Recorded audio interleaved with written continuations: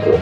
Boa tarde, Flávio. Boa tarde, Jorge. Um prazer estar falando com vocês. Prazer nosso, pessoal. Muito bom estar com vocês aqui sexta-feira. Primeiro quero agradecer a disponibilidade de todos aí para conversarem, né? Hoje não é o dia do nosso programa, do cenário político e econômico, mas eu agradeço a atenção de vocês para a gente desdobrar assuntos importantes. Tiago Santos, temos uma pauta aí que você já preparou, como sempre, para a gente, que começa claro, obviamente, com a pandemia, né, provocada pelo Covid-19, que derruba a Bolsa de Valores no Brasil e a expectativa para o PIB, né, desse ano, e juro também, tem uma reavaliação. Tiago Santos, boa tarde. Boa tarde, Flávio. Boa tarde, Jorge. Boa tarde, ouvintes, mais uma vez. Pois é, Flávio. A gente começa falando sobre a pandemia do Covid-19 que derruba as bolsas de valores no Brasil e a expectativa para o PIB e os juros. Está acontecendo, Flávio, com essa pandemia espalhada pelo mundo todo, as bolsas de valores do Brasil pecaram, a nossa B3 pecou. Perfeito. Nós tivemos esse mês de março uma queda de cerca de 30%, considerar todo o período, né, uma queda de 30%. O dólar já passou da casa dos R$5. Perfeito. Então, os grandes investidores internacionais tirando dinheiro do Brasil, porque o Brasil é considerado um país ainda de grande especulativo, e estão colocando principalmente os títulos públicos americanos que rendem pouco, mas é mais garantido. Perfeito, Thiago. E aí o que acontece, Flávio? O Banco Central já diminuiu a taxa de juros para 3,75, né, na última reunião do Copom. Certo. Eles baixaram para 3,75. A expectativa é que baixe ainda mais, porque com as pessoas em quarentena, a circulação de dinheiro, as vendas diminuíram bastante. Se a gente for analisar aqui em Pernambuco, inclusive o governador já pediu, já solicitou que fosse fechado shopping, comércio de praia, então muita coisa Tiago, ficar apenas remotamente. na verdade, parece que só fica farmácia, mercearias, mercados de uma forma geral, né? Os mercados, supermercados e padarias, né, Tiago? Isso mesmo. Eu vou pedir para Jorge desdobrar um pouquinho com a gente aí esse aspecto com relação à administração, porque isso impacta diretamente no fluxo de caixa, impacta também para os empresários. Jorge, professor Jorge Arranja, muito boa tarde. Boa tarde, Flávio. Boa tarde, Thiago. Eu estou aqui. Realmente, a gente tem aí um impacto absurdo na economia, não só na economia brasileira, mas na economia do mundo, né? A gente vê o que aconteceu na China já nos últimos meses, cidades completamente fechadas, plantas fabris fechadas.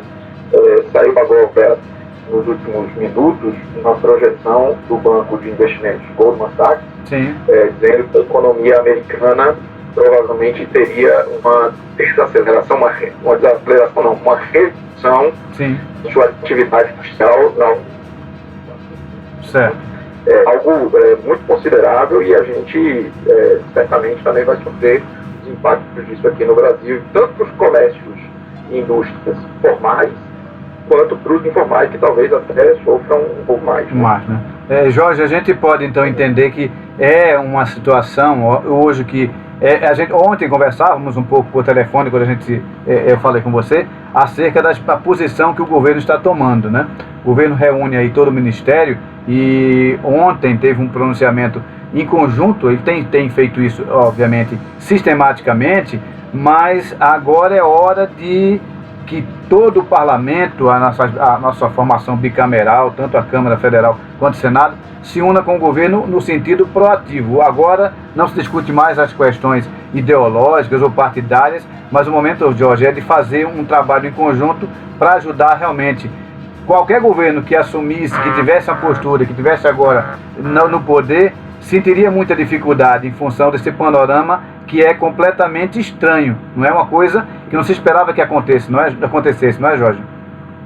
É exatamente isso, né? A gente até chegou a comentar recentemente numa das nossas intervenções que o que está acontecendo agora no mundo é o que ficou conhecido aí como um cisne negro, né? São eventos de alto impacto, que são imprevisíveis, que a gente não consegue mensurar exatamente como é que eles acontecem, e só depois a gente consegue perceber onde estavam as causas, e nós não tivemos, através da nossa racionalidade limitada, a gente não teve a capacidade de ver aqueles sinais que eram dados. Então, a gente sabe que todo mundo vai acabar sofrendo os impactos disso, e era realmente um momento muito importante para que todos da população se despissem das suas ideologias. Perfeito. Se eu estou contra, se eu estou a favor, Sim. E se dedicasse a sua energia para tentar combater isso. Mas, infelizmente, a gente não tem visto isso nem de um lado, nem de outro, muitas vezes. Perfeito. Tiago, as bolsas caem, a situação é assim no Brasil inteiro, e a gente vai para o segundo ponto da sua pauta aqui, que é exatamente o presidente Bolsonaro pede apoio, né, devido à abordagem equivocada da pandemia do Covid-19, é isso, Jorge? Tiago? Só queria fazer uma observação. À vontade. Tiago, de uma muito interessante, mas lembrar, por que a Bolsa Brasileira, e ela é a que mais caiu no mundo inteiro nos últimos meses? A Bolsa da China foi fechada. O governo chinês proibiu que você que tivesse atualmente algum tipo de ação na Bolsa chinesa, era proibido você de vender. Então, o maior mercado do mundo que desacelerar mais é o chinês, por óbvio, né? Foi lá onde tudo começou, o vírus é de lá, mas o governo chinês proibiu a venda de ativos. Então, ainda não abriu, né? Faz mais de 2 meses que quem quisesse vender não poderia. Então, acaba por esse engano para um outro mercado emergente, que foi o Brasil. Por isso que a gente teve essa queda tão grande, né? É isso, podem continuar aí. Muito bem. Tiago, então, o presidente pede então aí essa cooperação. Tiago, como é que você pode relatar isso para a gente? Pois foi muito bem colocado por Jorge. Agora é um momento do Congresso Nacional, a população do modo geral, se unir em torno dessa crise enorme. Como foi muito bem colocado por Jorge, nós estamos num momento de discernimento, que é algo que não era esperado, seja na política, seja na economia. Nesse caso, é um fator econômico. E os estudos que foram divulgados mais recentes hoje em relação ao Brasil, diz que o PIB brasileiro pode cair 4,4%, ou seja, ser uma queda superior até aquele período do governo Dilma Rousseff, que ficou na casa de 3,5%. Então, essa é a situação real do país, tanto é que o ministro Paulo Guedes aponta que a população não poderia ficar em casa de um modo geral, para não fomentar, por exemplo, questões relacionadas a trocas comerciais, porque é necessário ir a uma padaria, ir ao comércio, lá ao supermercado, para girar a economia.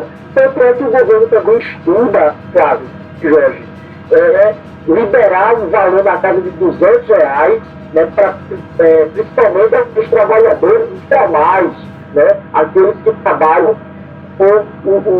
diretamente com o público, e com essa quarentena faz com que as pessoas consumam tanto, e essas pessoas vão sofrer mais do que os trabalhadores formais de carteira assinada. Perfeito. Então esse é um momento muito complicado, né, e que o governo precisa sim tomar medidas necessárias.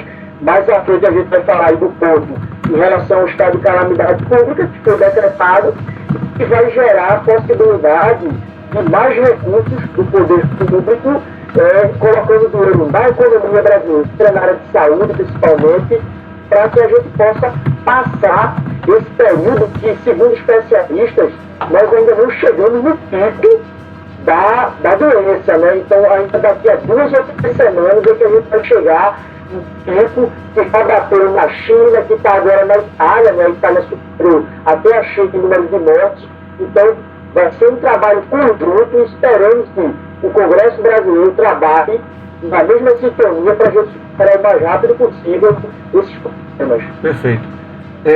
Jorge, a gente tem aí essa situação se desdobrando, e o epicentro, na verdade, digamos assim, da quarentena, ela tende a aumentar aí daqui a 3 a 4 semanas, como destacou aí Tiago, e para o pequeno negócio, para todo negócio é ruim, mas para o pequeno é ainda pior, porque o pequeno praticamente depende, às vezes, Jorge, do faturamento do dia, né? Exatamente. Tem um fluxo de caixa, né, como a gente chama, né, sim. O nome técnico, né, muito menor. Mais apertado. E aí, o Paulo Guedes, o ministro Paulo Guedes, até anunciou medidas nesse sentido também de largamento do prazo de pagamentos, do prazo de depósito de FGTS, do prazo de pagamentos de dívidas que foram contraídas junto a instituições bancárias, exatamente para tentar prevenir essa quebradeira que poderia existir, principalmente nesse comércio menor, tem menos fluxo de caixa, né? E que depende da atividade diária, depende que as pessoas comprem. E as pessoas não indo para a sua atividade normal, para a rua, passamos aí a ter problema com relação a esse fluxo que você falou, que é o recebimento diário dessas pessoas, que muitas vezes é a própria subsistência de uma família, né? Um pequeno negócio, uma padaria, uma pequena farmácia, uma pequena padaria, um pequeno mercadinho, uma pequena entrega de algum produto. Quem trabalha com entrega está tendo também muito problema, porque cada vez você vê menos pessoas nas ruas, particularmente quando você olha para o cenário aí das grandes cidades, né? Exatamente, a gente as pessoas têm respeitado na medida do possível, a gente vê de vez em quando aí um outro caso das pessoas se juntando em praias, chamando para festas, enfim. Mas de maneira geral, boa parte da população tem sido consciente, mantido em casa, e é muito legal, Flávio, que a gente, nesses momentos, a gente vê que existe uma certa sobriedade de uma parte da população. Sim. Porque eu tenho recebido, por exemplo, de listas de pessoas falando assim, olha, os pequenos comércios, listando os pequenos comércios da cidade, olha, esse pequeno comércio aqui vai estar fechado, mas vai entregar, então dê valor ao comerciante local, o do seu bairro, o ali da sua região, privilegie esse momento para que não haja essa quebradeira aí. Claro, com certeza, é um trabalho de consciência, é um trabalho, reaprender a trabalhar num cenário agressivo, um cenário complexo, mas vai passar. Vamos passar para o Tiago Santos agora. Tiago tem aqui o terceiro ponto da pauta, Tiago, que fala do que o Congresso aprova estado de calamidade pública no Brasil. Isso é um fator positivo, Tiago? Sem dúvida nenhuma, Flávio, isso é um fator positivo, porque com a declaração do estado de calamidade pública, que foi aprovado ontem na Câmara dos Deputados, e hoje remotamente, por votação remota do Senado, faz com que o governo brasileiro ele não tenha que cumprir as regras de superávit primário, que para o ano de 2020 era na casa de déficit de 124 bilhões. O que significa isso, Flávio Jorge ouvintes? O governo não precisa mais cumprir essa meta de superávit primário. Certo. Porque o que é que vai ocorrer? Sem dúvida nenhuma, os gastos do governo vão crescer bastante. Como foi retratado aqui por Jorge, o governo vai ter que investir muito para mitigar essa crise, principalmente na economia, vai ter que entrar forte na economia, os pequenos comércios e médios comércios. Então, o governo vai ter que colocar dinheiro também na área de saúde, né? Sim. O governo vai ter que fazer grandes investimentos na área de saúde e a arrecadação do governo vai ser menor, porque vai desacelerar a economia. Então, o abismo do déficit fiscal brasileiro vai aumentar, mas aí o Congresso dá esse salvo-conduto até 31 de dezembro de 2020, que o governo poder gastar mais do que gastaria, considerando que vai ter uma arrecadação menor. Então vai liberar o governo para fazer as medidas que sejam necessárias. Porque, por exemplo, Flávio, vai haver um aumento de dinheiro no Bolsa Família, o governo vai gastar mais dinheiro, vão incluir mais 1 milhão de pessoas no Bolsa Família, isso vai dar um gasto de mais 3 bilhões de reais, tem um custo desse voucher de 200 reais para cerca de 28 milhões de brasileiros de trabalho formal, que isso vai ter um custo em 3 vezes, na casa de 15 bilhões de reais. Então os gastos só vão aumentando, porque a arrecadação do governo vai diminuindo. Então, o estado de calamidade pública, isso vai beneficiar, se a sociedade, de modo geral, o governo vai poder gastar o dinheiro que achar necessário, sem ter problemas de entrar ocorrer algum tipo de problema que possa gerar, por exemplo, um impeachment do presidente. Perfeito. Então, é muito importante esse estado de calamidade pública, e o que nos deixa um pouco feliz em relação a isso é que quem estava relatando a proposta na Câmara e no Senado eram um deputado do PCdoB, que é da oposição, o Orlando Silva, e o senador do PDT, também da oposição, o Everton Rocha, e eles apoiaram todas essas medidas. Então significa que, aparentemente, o Congresso está, sim, se mobilizando para não gerar um problema ainda maior na sociedade brasileira, para a nossa economia. Perfeito, Tiago. Jorge, com isso a gente entende, né, e seria o pior momento e seria uma das maiores injustiças qualquer movimentação política de impeachment. Estamos agora diante de uma grande crise e o presidente tem se sentado e se munido dos ministros para tentar uma melhor ação. Essa posição aí do Senado e da Câmara, Jorge, gera o que a gente pode dizer um apoio direto aí ao presidente para que possa ter liberdade para tomar as ações de forma mais rápida, sim ou não, Jorge? Sim, sem dúvida que o Congresso faz isso de maneira muito, acho que, eficiente, enfim, né?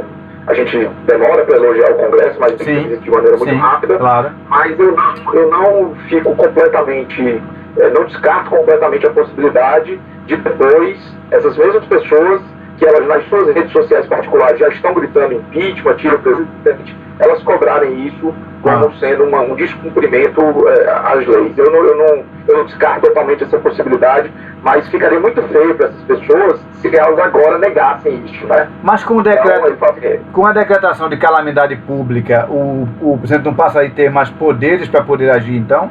E aí não ser punido por isso, indevidamente, né? Passa a ter mais poderes para tomar essas decisões, para flexibilizar o orçamento, mas ainda existem regras, não é liberação total. Então, eu tenho o que me deu mais medo são aquelas letrinhas miúdas, sabe? Fica às vezes na lateral, quando você pega ali um panfleto, quando pega uma promoção, aquela letrinha miudinha. Essa letrinha miudinha, ela me preocupa quando a gente vê o Congresso. Porque, por exemplo, a gente seria um grande exemplo que o Congresso daria pra gente, se eles abrissem mão agora do fundo eleitoral e do fundo partidário para canalizar esse dinheiro para o combate ao coronavírus. E a gente vê que esse projeto ainda não ganhou muita aceitação no Congresso. Mas já tem movimentação, Jorge? Vale a pena a gente citar nominalmente. Sim. Esse projeto foi encampado no Senado pelo senador Randolfo Rodrigues e pelo senador Marco Olímpio. Ambos querem abrir mão dos aproximadamente 3 bilhões de reais do fundo eleitoral e do fundo partidário para canalizar esse recurso lá para o combate, para a saúde, para o combate ao coronavírus. E na Câmara dos Deputados, a gente também tem lá um grupo de pessoas que todos eles entraram, cada um com algumas nuances no projeto, mas a gente tem o deputado Eduardo Bolsonaro, a deputada Carla Zambelli, o deputado André Janones, o deputado Paulo Ganimi, o deputado JHC e o deputado Rodrigo Coelho, todos eles com este mesmo intuito. Agora, o foco desse dinheiro, que seria para as eleições, seria para a saúde. Deveria ser para a saúde.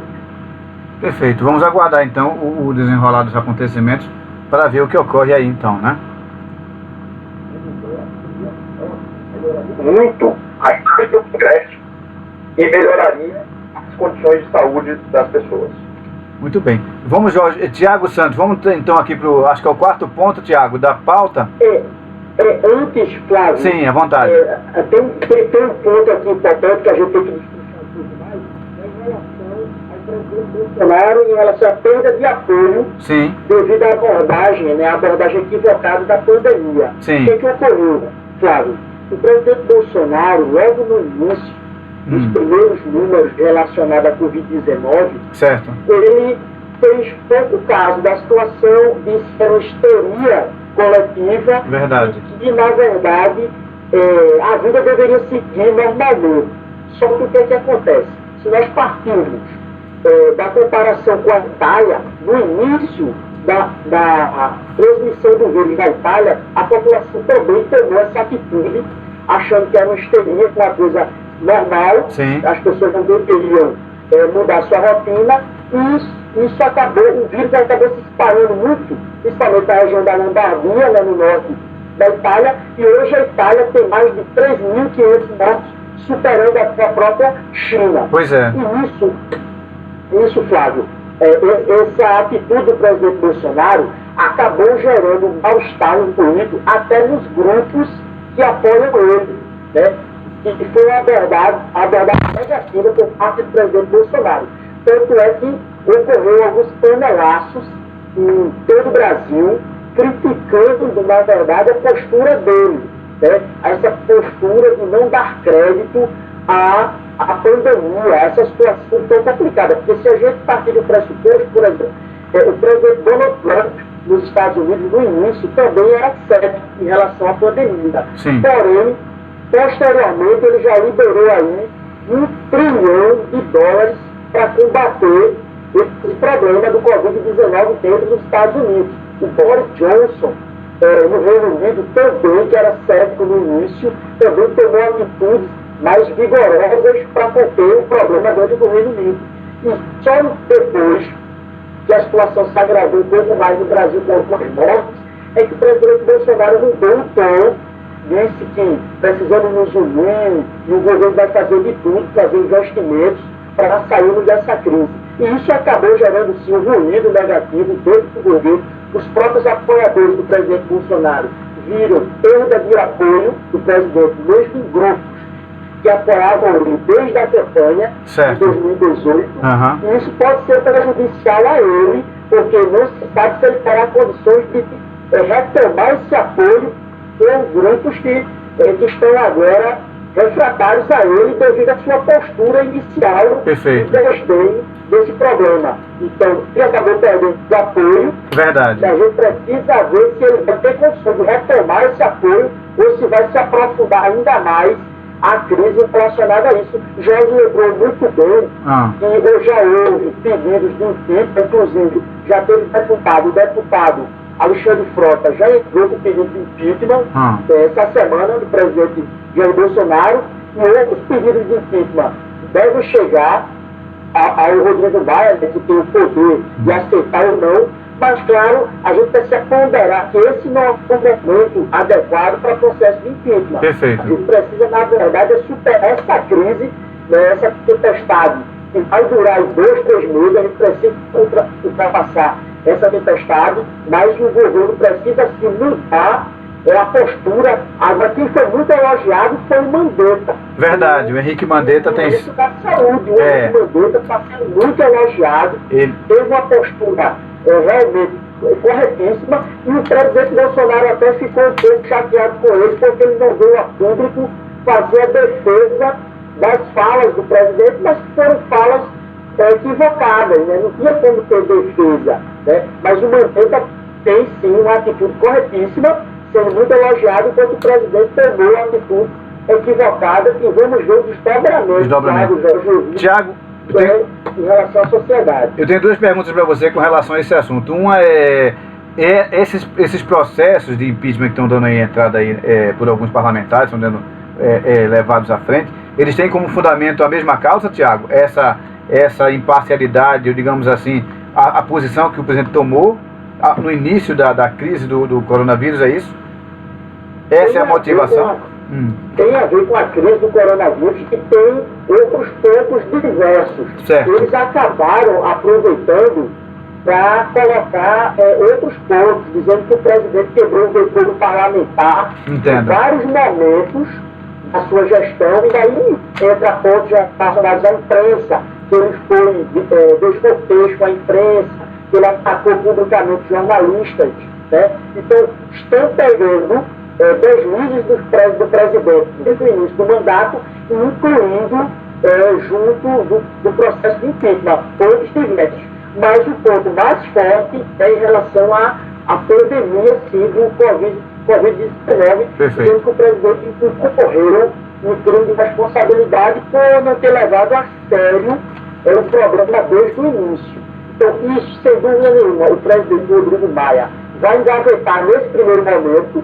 Depois que passar a crise, que ele vai, sem dúvida nenhuma, analisar ponto por ponto e porque ele tem autonomia pela Constituição de aceitar o pedido de abertura do processo de impeachment ou negar. Fica na mão do Rodrigo Maia, que segundo nenhuma vai avaliar em momento mais adequado. Perfeito. Tiago, e outra coisa é a gente destacar que o presidente Jair Bolsonaro não é a primeira vez que ele tem um discurso que é considerado assim, algumas vezes até sem propósito ou desencaixado do contexto, né? Isso, infelizmente, não é que nós estamos descobrindo isso agora. Tem se tornado algo assim muito rotineiro da parte dele. No entanto, na última entrevista, eu estava aqui com o Jorge, conversando com ele por telefone ontem, havia uma concentração muito forte na mão dos ministros, né? E a gente falava, eu quero, Jorge, retomar esse assunto com ele, que é a questão da formação do ministério. Entender que cada profissional que assume cada área tem que ter formação para assumir, né? E poder agora, numa hora dessa, a gente ver quem é quem. Aí você destacou, Tiago, eu vou conversar com o Jorge porque ele falou isso essa semana, o Henrique Mandetta vem aí surpreendendo, né? Na função, não que a gente não esperasse, mas como algumas pessoas não o conheciam, vem surpreendendo aí como um ministro, fazendo leituras, acompanhando, atento, se comunicando de forma muito proativa com todas as mídias, com todas as camadas da sociedade, e acredito que ele vem fazendo um trabalho muito bom, né, Jorge? A gente falou sobre isso. Qual é a sua visão, Jorge Arranja? Realmente a gente teve ali naquela mesa, né, todo mundo mascarado, né, ali naquela mesa, que tem desempenhado o seu papel de maneira muito interessante. Acho que a gente tem um corpo de ministros que foi muito bem escolhido, e aí a gente pode destacar aqui, né, coisas que a gente destaca, né, o Sérgio Moro, o Paulo Guedes, o Mandetta, a Tereza Cristina, o Tarcísio Gomes de Freitas. Tarcísio Gomes de Freitas é nosso, sempre costumeiramente citado por nós, é uma pessoa muito atuante, né? Isso não é de agora. O Tarcísio Gomes de Freitas é um cara que a gente fala no programa, eu acho que desde que o governo se instaurou, no início desse ano, a gente vem falando do trabalho que ele vem fazendo, né? Sem dúvida. Então a gente vê ali que tem uma equipe, então, e eu concordo aí plenamente com o Tiago, o Bolsonaro muitas vezes ele não sabe conduzir as coisas, é muito ruim, o discurso dele é muito ruim, então ele abre a boca, ele acaba falando da maneira, não da maneira correta, sem um conhecimento específico para falar aquilo, e acaba atrapalhando muitas vezes, mas ele também tem a virtude, por outro lado, de escolher pessoas que sejam capazes dentro de sua área de atuação. Perfeito. E aí, só fazer uma observação também em relação aos panelaços, a gente teve na última segunda-feira, a gente teve panelaços às 8h30 e às 9 da noite. Às 8h30 era contra o Bolsonaro, às 9 horas da noite era a favor do Bolsonaro, e aí eu conversei com 3 pessoas sobre isso, cada um num ponto da cidade, eu moro na Zona Norte, conversei também com pessoas que moram na Zona Sul, e a percepção, pelo menos das pessoas com quem eu conversei, é que foi mais ou menos equilibrado. Assim, né? Eu também percebi isso. Lado, né? Eu estou mais para o centro da cidade, um pouquinho mais para o centro, e eu consegui perceber, isso é percepção, é claro, né? Que agora, uma coisa que eu quero comentar com vocês, é que acho que panelas, houve uma interseção de panelaço aí. Devido a esse horário tão próximo, eu acho que as pessoas não estavam nem sabendo para que estavam panelando. Porque eu ouvi às 9 horas da noite, no prédio, algumas pessoas gritarem fora Bolsonaro, às 9 horas da noite, batendo a panela. Exatamente. Eu acho que teve gente que bateu panela de 8h30, que era a favor, que é o horário contra, e no horário contra a favor. Acho que foi um panelaço meio misturado, viu? Também acho. E acho assim, o fato de estarmos todos em casa, né, a maioria das pessoas em casa já, né, ajuda a propagar isso, né, assim, é verdade. Do panelaço, né, assim, então, uma maneira da gente tentar extravasar, já que a gente não pode sair de casa, vamos extravasar de alguma maneira, então a gente bate panela, fica meia hora batendo panela. A gente extravasa aqui falando, né, na rádio. Jorge, essa história começou na Argentina, né? Verdade ou não? Acho que sim, né? A primeira vez, eu acho que não. A primeira do Chile, lá atrás. Né, no Chile, né? Mas essa história de panela acho que é bem mais antiga do que a gente imagina. Vamos lá, pessoal, eu queria, antes da gente continuar, aqui no portal do G1, tem um alerta muito interessante, eu vou ler aqui para vocês, e acho que é interessante todos acompanharem. A Anvisa alerta que o uso de hidroxicloroquina não é indicado para o coronavírus, não é recomendado, né? Porque as pessoas estão nessa ânsia de querer achar um tratamento.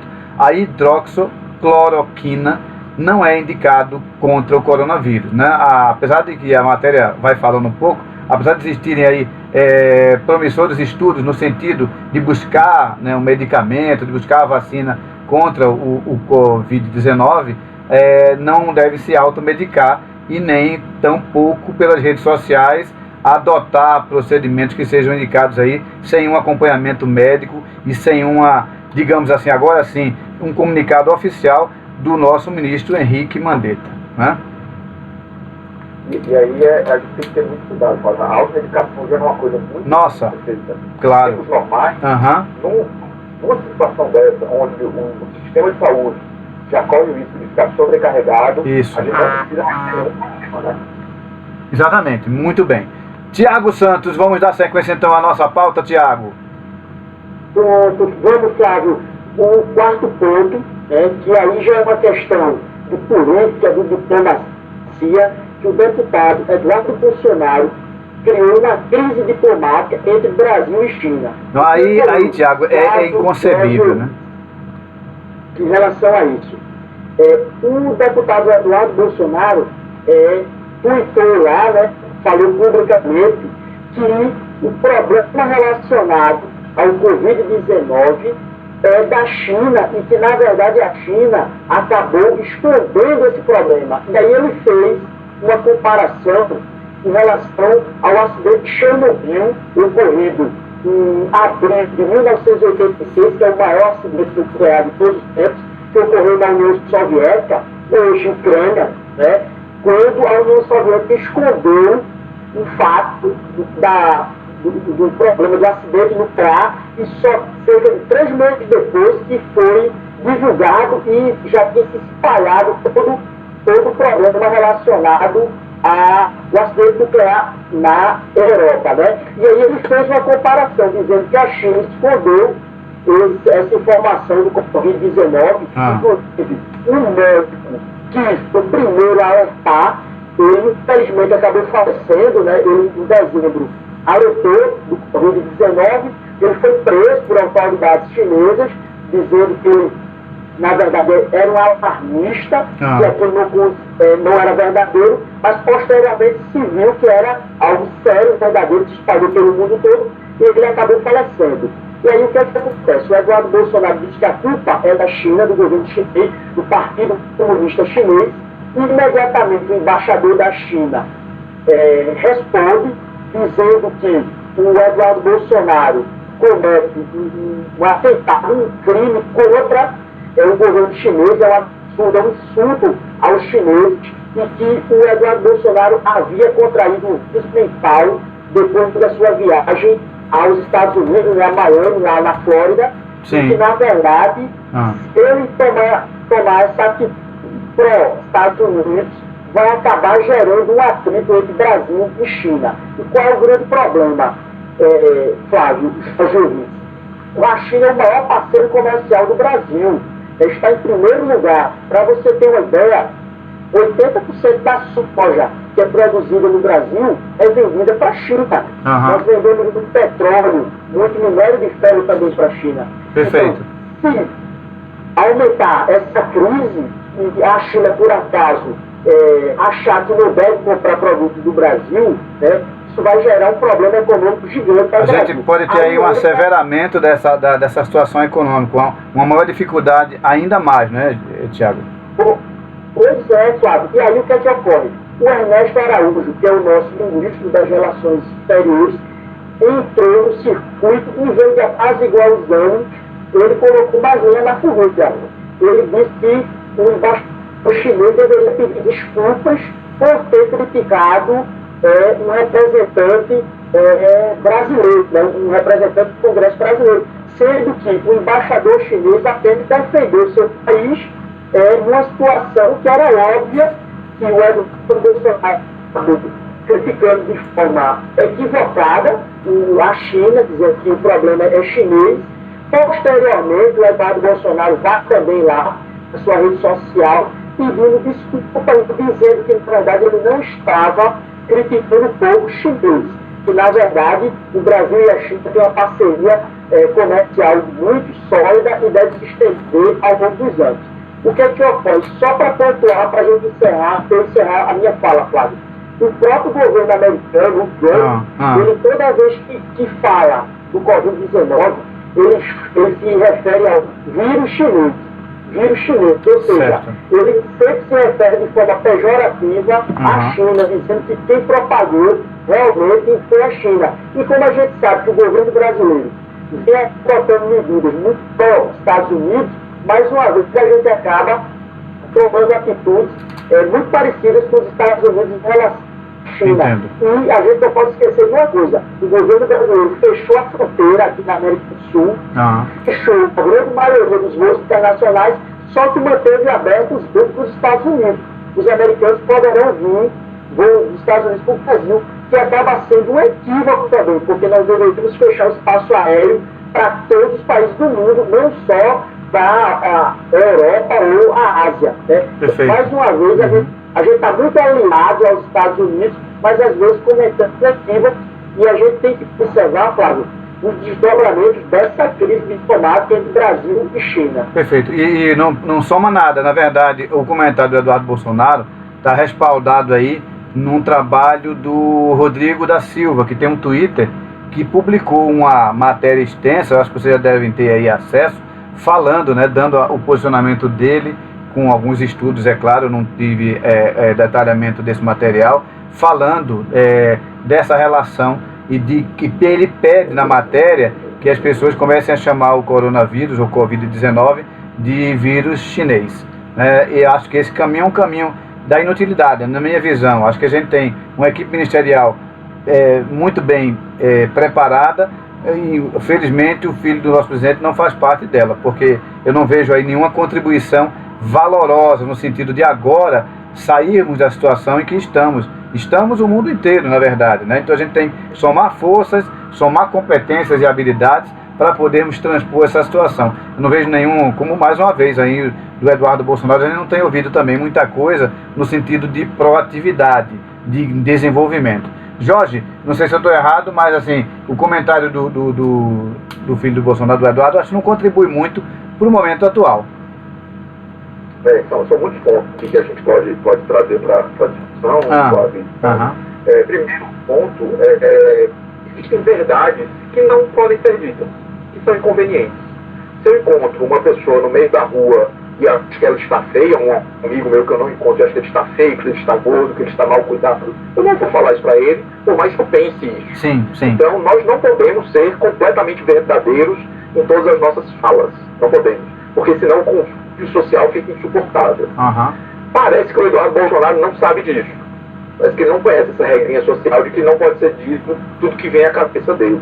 Então, é óbvio que o governo chinês tem grande culpa na disseminação do vírus, porque escondeu durante muito tempo os efeitos dele. Tiago trouxe um fato interessantíssimo lá numa fala anterior dele, tipo, já morreram mais pessoas na Itália do que na China. Verdade, Esses foi. são os dados oficiais. Mas a gente, a China tem 1 bilhão, quase 1,5 bilhão de habitantes. A Itália tem 60 milhões. Alguém mesmo acredita que morreu mais gente na Itália do que na China? Óbvio que não. Porque na China ninguém tem acesso aos dados. Porque lá é uma ditadura. Todas as redes sociais lá são controladas. O Google lá é controlado. O médico que descobriu o vírus foi preso antes de morrer. Então, a gente sabe que o controle que a China faz das informações que são colocadas para o mundo exterior é exatamente o que ela quer, tá? Então, eu duvido que morreu menos gente na China do que na Itália, só pelo tamanho da população. Perfeito. Segundo ponto que a gente tem que destacar e aí eu faço parafraseando o nosso vice-presidente Hamilton Mourão. Se ao invés de Eduardo Bolsonaro fosse Eduardo Bananinha, o deputado a falar isso, ia ter repercussão? Não, eu acho que não. Acho que não ia ter nenhuma repercussão. Mas pelo sobrenome dele acaba tendo essa repercussão, mesmo ele não tendo nenhum cargo no governo. Ele é deputado. Mas eu acredito, Jorge, a minha posição é que até por isso mesmo ele deveria ter um pingo de coerência de proteger a própria imagem do pai, né? Perfeitamente. Ele pode até acreditar que foi a China que espalhou. Tudo bem, não tem problema. Mas ele não pode falar isso porque o sobrenome dele induz as pessoas a acharem que aquilo é uma postura da presidente. E lembra, Jorge, tem um impacto direto na relação diplomática entre Brasil e China, mesmo ele não tendo cargo nenhum. Talvez um deputado falando isso não tivesse tanta repercussão, mas ele provoca uma reação aí do governo chinês, que pode, a gente espera que não, obviamente, ter dado o amadurecimento das relações, até a própria China precisa do Brasil, o Brasil precisa da China, não aconteça isso. Mas é preciso muito cuidado com o que se fala, principalmente quando se tem, como você bem destacou, o sobrenome do presidente, né? Exatamente. E aí, para fechar, também é o ridículo o embaixador da China ficar se trocando com um deputado brasileiro via Twitter. Não é o modo como a coisa se faz, não é dessa maneira. A gente tem falado muito sobre essa questão de Twitter, né? Eu acho que as redes sociais. Infelizmente é porque essas redes, elas têm uma abrangência muito grande, muito rápida, um spread assim fantástico. E aí, obviamente, hoje o mundo inteiro está se utilizando. Acho que a partir da eleição de Donald Trump, o mundo da política cada vez mais tem se utilizado desse mecanismo, né?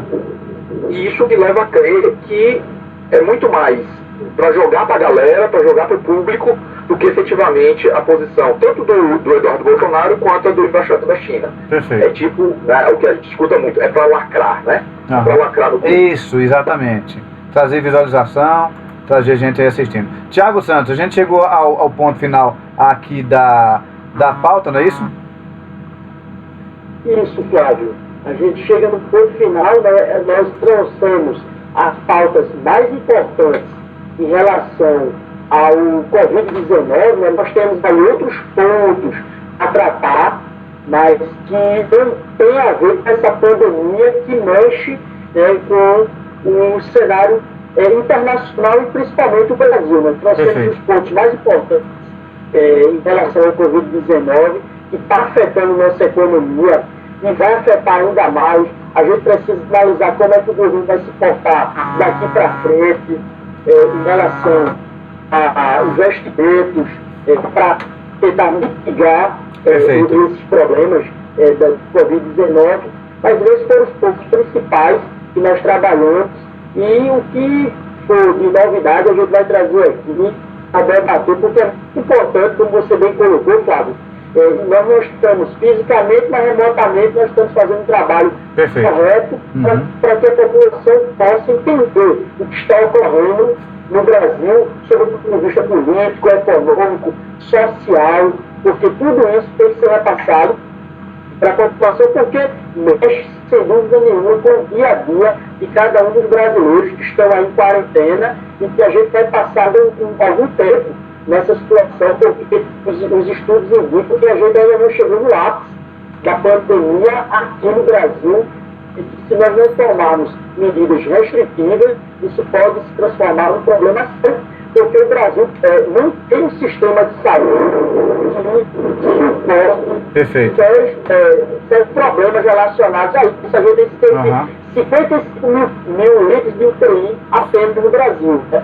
Então, se isso se agravar ainda mais, traz um problema seríssimo para o país. Por isso que seguir as orientações oficiais, orientações aí que o Ministério da Saúde tem trazido, né? E, claro, a rede social ajuda muito nesse sentido, mas a rede social traz muita coisa que é indevida.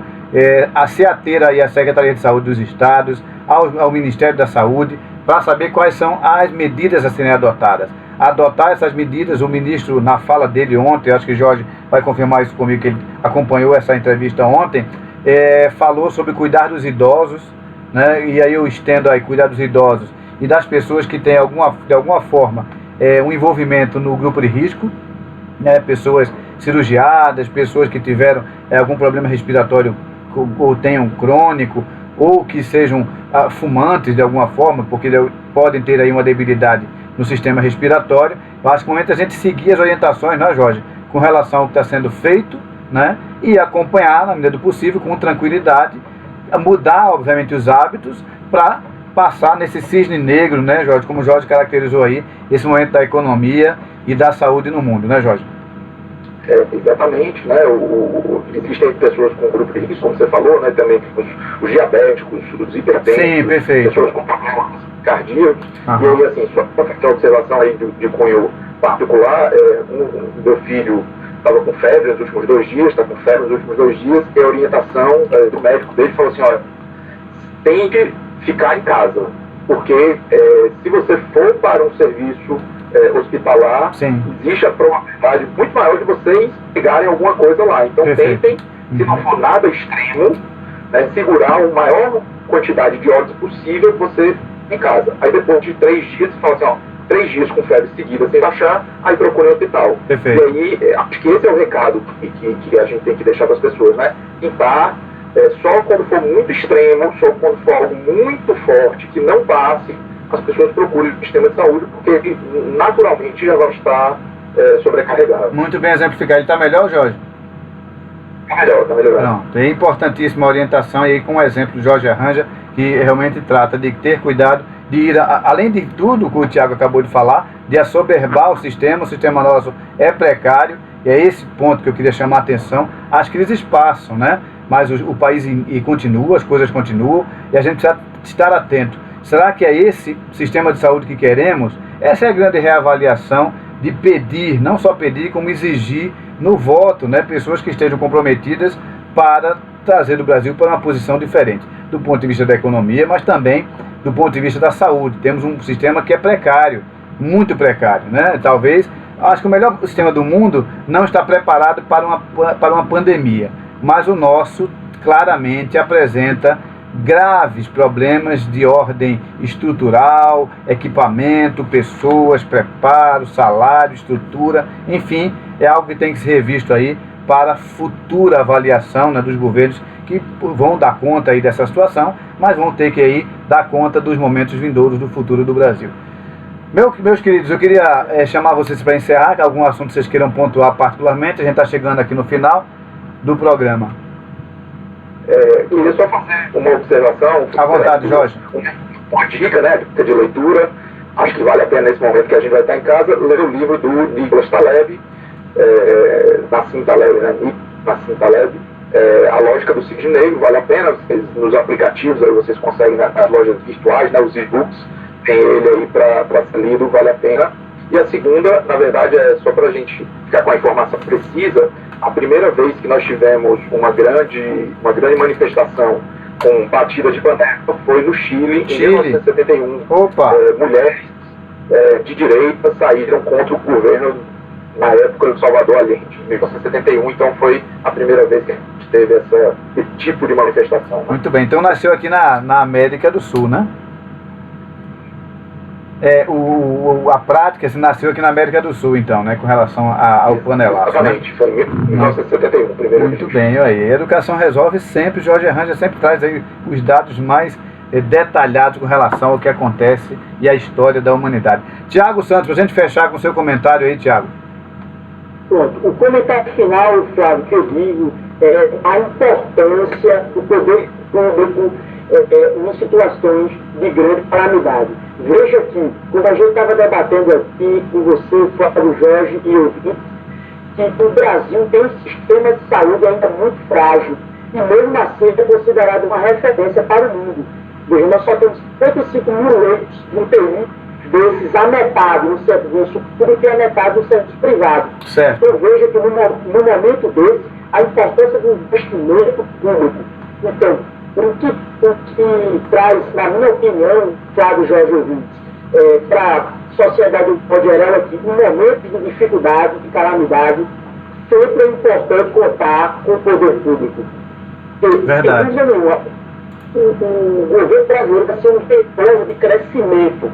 Tanto investimentos na saúde serão importantes para ampliar ainda mais nossa capacidade na área de saúde e investimentos na área econômica para a gente retomar o crescimento o mais rápido possível. Então, aqueles que acham que apenas o mercado deve tomar conta da economia e da sociedade, eu acho que o mercado é muito importante, sem dúvida nenhuma, mas a gente nunca deve esquecer que o Estado tem um papel fundamental na saúde, na educação, na infraestrutura, na segurança pública. Por isso serve para alertar todos que o Estado tem que ser presente em todos os pontos importantes porque é ele que vai nos a sair dessa situação de calamidade pública. Isso, já, e estar presente de forma eficiente e eficaz, né? Trazendo realmente aí um aparelhamento melhor para um setor tão carente no Brasil. A gente não vai entrar nesse detalhe agora, mas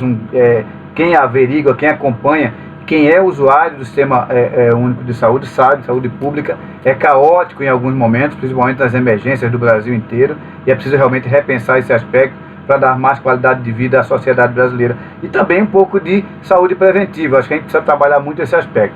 Mas fica para outro momento a gente discutir isso. Quero agradecer aos dois, a gente encerra aqui o programa agradecendo. Segunda-feira, no horário de 13h30, a gente volta com Educação Resolve. Logo em seguida, começamos aí o nosso bate-papo para saber o que aconteceu no final de semana sobre economia, política e também as questões de saúde. Professor Jorge Arranja, muito obrigado. Professor Tiago Santos, muito obrigado. Um forte abraço. Obrigado, Flávio. Um abraço para Jorge, para você e até a próxima oportunidade. Que será segunda-feira. Eu encerro o programa com vocês agora. Um forte abraço a todos e até a próxima segunda-feira aqui na Rádio Web UPE. Estamos no canal Flávio Félix, mas também estaremos no stream da rádio. Estamos passando por uma mudança no servidor da Rádio Web UPE, mas em breve estaremos no stream definitivo. É só adequar alguns detalhes. Um forte abraço então a todos e até segunda-feira.